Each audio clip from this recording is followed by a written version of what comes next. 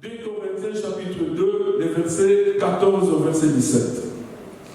Comme ça, on donne une bonne fois les versets et on va parler, on va présenter la parole de Dieu. Amen. Si vous avez encore la Bible en papier, vous soulignez ces versets, le verset 17. Car nous ne falsifions point la parole de Dieu comme font plusieurs. Mais c'est avec sincérité, mais c'est de la part de Dieu que nous parlons en Christ devant Dieu. Luc chapitre 11, verset 28. On clôture là, les restes, je vais donner comme ça, on va donner. Que nous avons été bénis ici, dans cette assemblée, la semaine dernière, par un grand séminaire dont le pasteur nous a livré qui parlait sur le retour de Christ. Plus imminent. Le retour de Christ est plus qu'une évidence. Ça veut dire tout chrétien qui désire le royaume de Dieu, tout chrétien qui aspire au royaume, doit se préparer en conséquence, sachant que celui qui doit venir viendra. Et il vient bientôt. Alléluia. Amen. Donc, en d'autres termes, tout chrétien doit avoir comme objectif principal d'observer les retours de Jésus-Christ. Vous n'avez pas compris. Le but principal de chaque chrétien, ici je parle des enfants de Dieu, ceux qui ont cru au Seigneur. Le but de votre croyance en Dieu n'est pas seulement à avoir tout ce que le monde peut nous donner, mais le but principal est de savoir où passeras-tu ton éternité.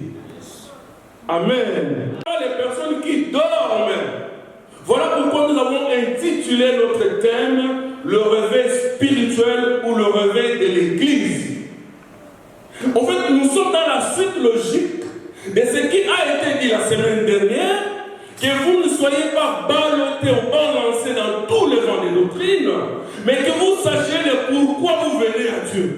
Que Dieu est tout ce que quand je dis tout ce que le monde, parce que je ne peux pas tout énumérer suite du temps, Dieu n'est pas contre à ça. La preuve, ceux qui l'ont suivi, nous avons dit le mercredi que les pierres étaient des riches, des patrons. Ils avaient des barques, ils avaient des tours, des bateaux industriels, des pêches. Mais ils ont abandonné, mais Pierre était quand même courageux. Il est parti voir le Seigneur. Pour lui dire, nous avons tout abandonné, nous t'avons suivi. Alors il faut le faire déjà. Abandonner tout, abandonner ses bateaux de pêche, abandonner la vie du millionnaire pour suivre quelqu'un qui ne te donne pas l'argent. Sincèrement, je ne suis pas contre les parler en langue, j'aime, parce que ce sont les dons de l'esprit qui doivent agir dans l'église. Alléluia. Le réveil n'est pas seulement de parler en langue, le réveil n'est pas seulement les prophéties, le réveil n'est pas seulement les tombées, le réveil n'est pas seulement les charismes, le réveil n'est pas seulement le miracle, mais le réveil, c'est le retour à la parole de Dieu. Pourquoi on dit ça? Parce que les dons, les charismes, le miracle, on peut les trouver aux gens qui dehors. C'est de l'autre temps.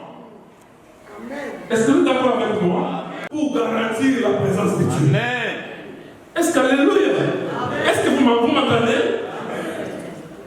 Bien aimé, on ne peut pas parler du réveil lorsqu'il n'y a pas le sommeil.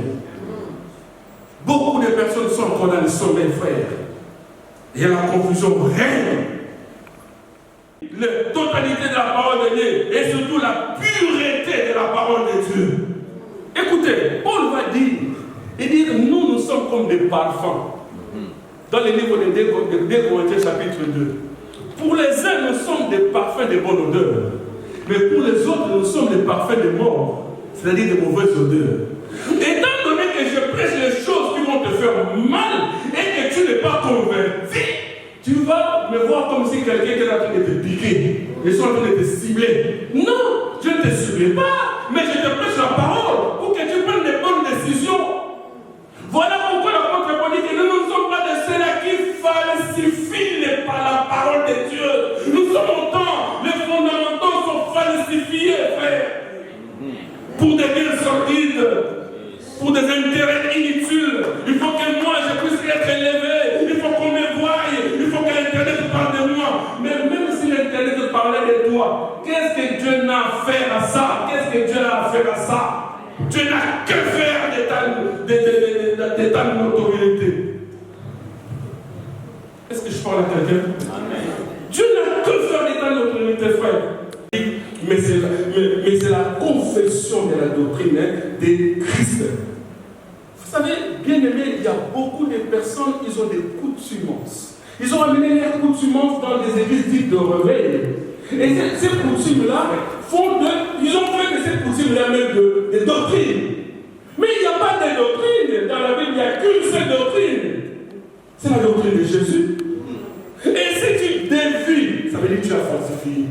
Donc tu es tombé dans les livres de 2 Corinthiens chapitre 2, verset 17. Tu as falsifié la parole de Dieu.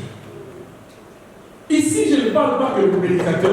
Ça peut être toi, ça peut être moi. Les gens qui falsifient la parole de Dieu pour des intérêts sordides.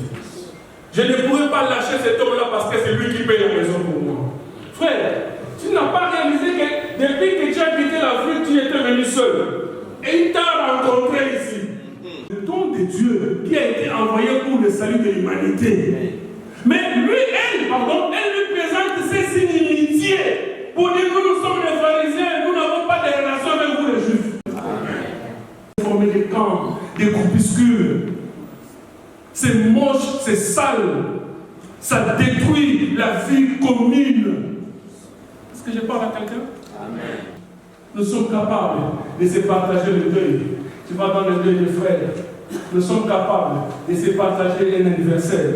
Mais nous sommes incapables de se partager la même foi et la vraie parole, cherchant le lien de la personne qui est l'amour en Christ. Nous sommes incapables de voir là où tu as blessé le cœur de Dieu, de par ton comportement, de par ta conduite, sachant que les 2 minutes qui suivent ne sont pas les tiennes, ça appartient à Dieu. Frère, tu ne sais pas qu'en sortant d'ici, tu seras en vie. On nous a donné un témoignage ici qu'il y a une actrice comédienne qui était en bonne santé. Un jour avant, elle a fait une live, je ne sais pas comment vous appelez ça, c'est live ou live. Elle a fait live, et le lendemain, elle est partie accoucher et elle est morte.